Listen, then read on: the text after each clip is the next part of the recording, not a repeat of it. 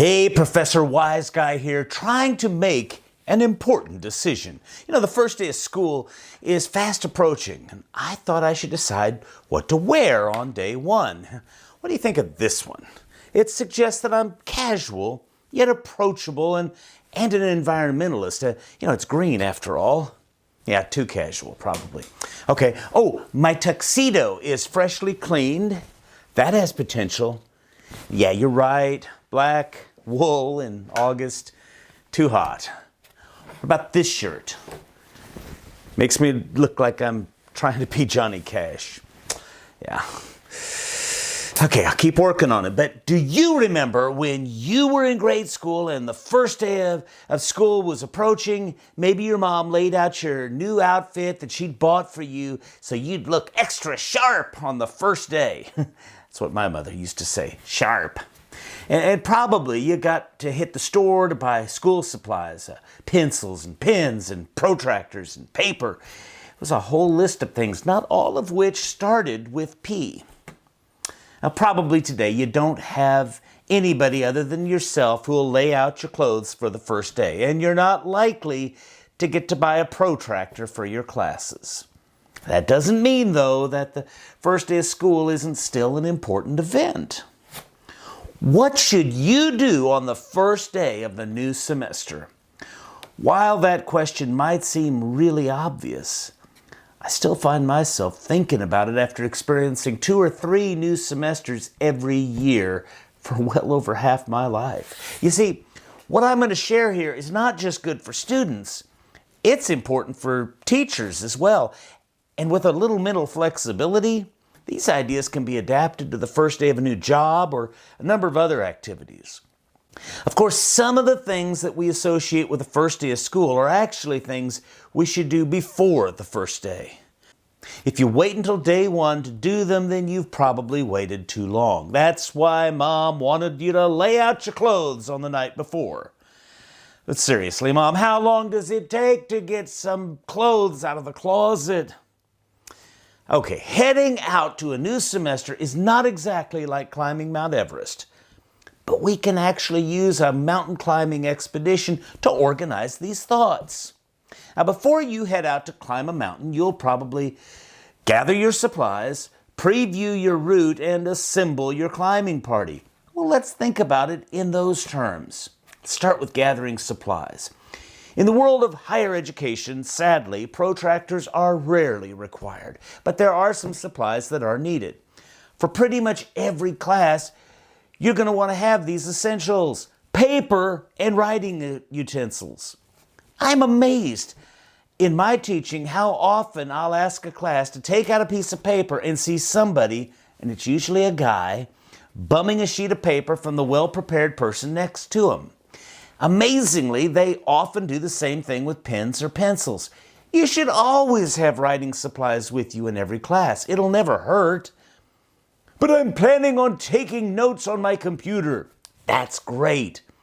I like to take notes on my computer as well, but there will be times when paper and pen are needed. And honestly, if you're carrying around a laptop in a bag, just slide a legal pad next to it, along with a pen or two.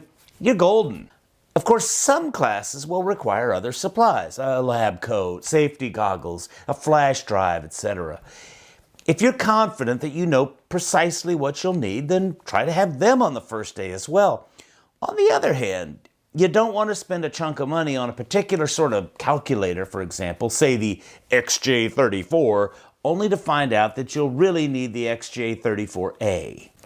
Another common school supply is textbook. Now let's just all agree that textbooks are stupidly expensive and rarely become major Hollywood movies. Should you carry your textbooks into the room on the first day of class? Well, that's really ideal. But there are reasons why it might be better to wait until after class.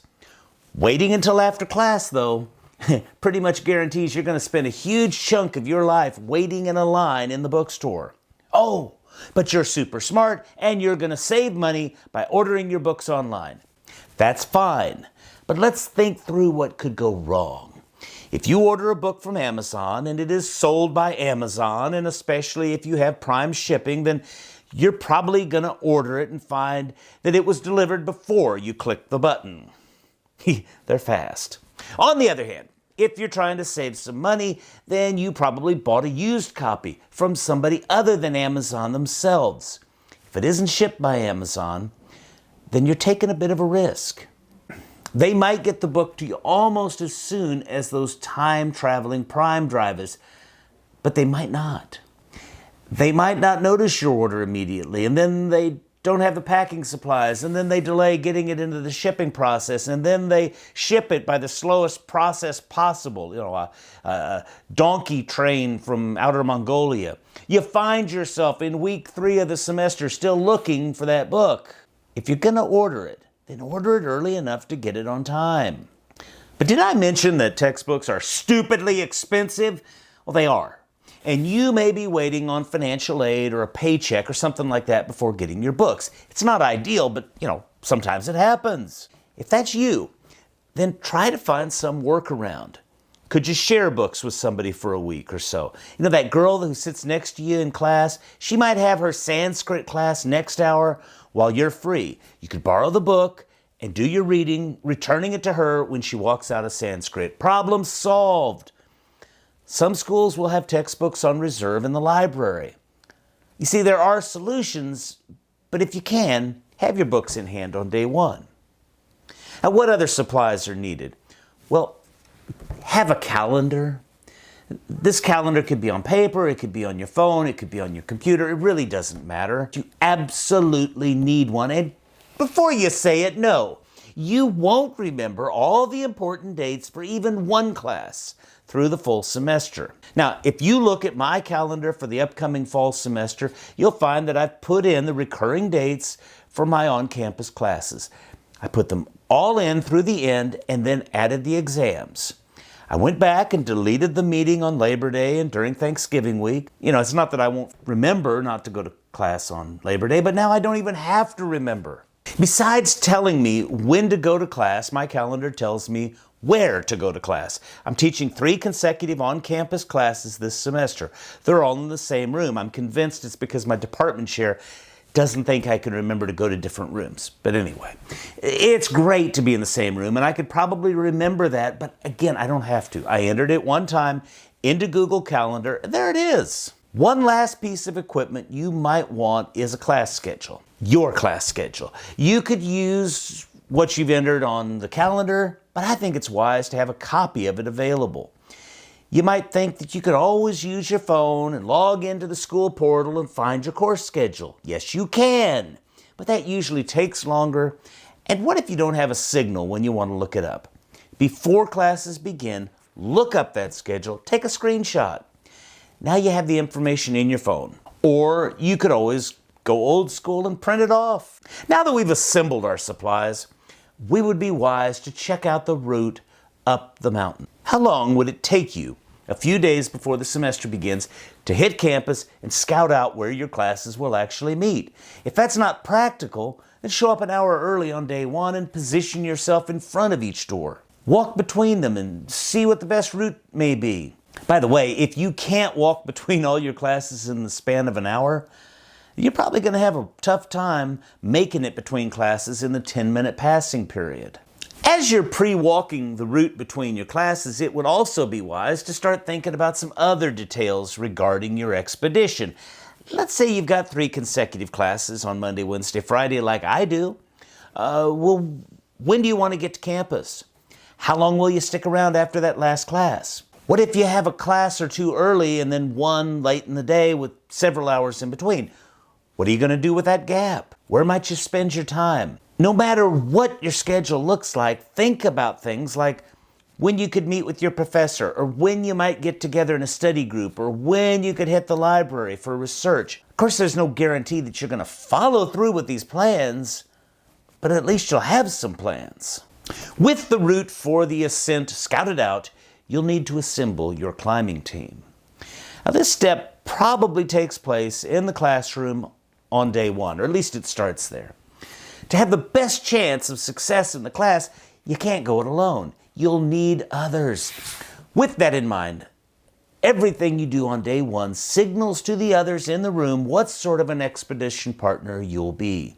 It gives the expedition leader professor, some first impression ideas, and it says something to the people around you who will be fellow climbers. Now, I'd like to suggest behaviors for the first day and how they'll help to start to assemble the best climbing team. Let's start by saying be on time. Every class seems to have people who walk in 10 minutes late. Some of them act like it's completely irrelevant that they've just missed 20% of the hour, while others are flustered because of poor planning. Do you really want the apathetic person on your team? Do you want the poor planner? Do they want you? Be on time. Dress for the expedition. This is a tricky one because different schools have different standards of what people should wear. Most schools don't have an actual dress code, but if you look around, you'll see that there's a range of apparel, and most people dress toward the middle of that range, and a few are on the outskirts. You might think that Consider Cannibalism t-shirt that you own, it's clean and it's ready in your closet for day one, but I'd recommend against it. Your super formal clothing on a more casual campus will probably cause people to wonder. Basically, you don't want to wear clothing, especially early on, that suggests that you wouldn't be a good climbing partner. Put your phone away. There are good reasons to have your phone in your hand during a class, but there are better reasons to put it away. If you're checking out Instagram during the slower moments of day one, you are sending a message to the teacher and the people around you. When you pick the phone up right after the date of the midterm is mentioned, most people are going to realize what you're doing. By the way, if your friends think that you're ghosting them if you don't respond to their texts for an hour, you really need to encourage them to grow up and get a life. Start making connections. I'm amazed at how often students will be 2 months into a class and not have a clue at their teacher's name. Know your teacher's day on day one. And find the office during week one. If you catch the names of the people around you, write them down. You'll forget otherwise. If you learn a phone number or email address, then record that as well. You don't want to find yourself needing to ask what the reading assignment is next week only to realize that you don't have any way to contact anybody. This one's important. Don't be a jerk. There are so many ways to be a jerk. You can act too excited to be there or act like you totally don't want to be there. You can be too loud or too quiet, too friendly or too unfriendly. You can try to sell everybody Amway or get them to vote for Dudley Do-Right. You know some of these ways that people behave so that others just want to stay away from them. Try not to do that yourself. Be appropriately tuned in. Even if your phone is in your bag, you can easily demonstrate that you'd really rather not be in this class. That's not a good way to build your climbing team, but it's also not a good way to succeed in general. If you're only partly tuned in to what's going on, then you're going to miss important stuff. If you miss important stuff, you'll probably not be as prepared for the next class as you should be. And that leads to poor performance and the eventual disintegration of reality as we know it. I was just making sure that you were still tuned in to me. Now, while other students might not pick up on your distant attitude, I guarantee you the teacher will. So there it is. You've gathered your supplies, you've pre-scouted the route up the mountain, and you've begun to assemble a crack climbing team. With that, you can believe that you've achieved a pretty solid first day of class. Everybody's gonna make straight A's on the first day of class. Few of us have a better attitude or level of preparation later on than we do on the first day. So make day one a winner. That's all I have. So what have I left out? What should happen on day one? Put it in the comments below. You know all the other stuff, but for now, get out of here.